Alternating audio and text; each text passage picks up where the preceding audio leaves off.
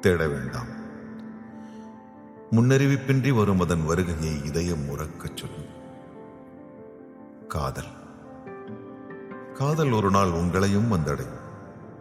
அதை அள்ளி அணைத்துக் கொள்ளுங்கள். அன்பாக பார்த்துக் கொள்ளுங்கள். காதல் தங்கும். காதல் தயங்கும்.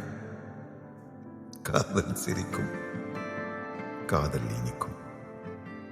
காதல் கவிதைகள் வரையும். காதல் கலங்கும். காதல் குழம்பும். காதல் ஓரளவுக்கு புரியும். காதல் விலகும். காதல் பிரியும்.